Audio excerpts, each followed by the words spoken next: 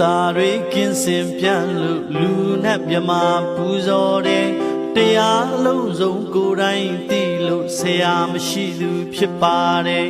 ထူတဲ့အသိဉာဏ်ကျင့်မှန်များလေကောင်းစွာထင်ရှားပြည့်စုံနေကောင်းတဲ့စကားကိုပြောဆိုတတ်လို့နိဗ္ဗာန်မြတ်သို့ကြွသွားတယ်တတ္တသင်္ခါဩကာသတဲ့လောကသုံးပါးသိမြင်နေမရင်ကြည်သူရင်အောင်ပြုတဲ့ဆုံးမမှုမှာသာလွန်နေလူနဲ့မြမတတ္တဝါများရဲ့ဆရာထင်ရှားဖြစ်ပါတယ်လေးပါးသစ္စာစိတ်ဖြာသိတဲ့ဉာဏ်မြင်ရှိသူဖြစ်ပါတယ်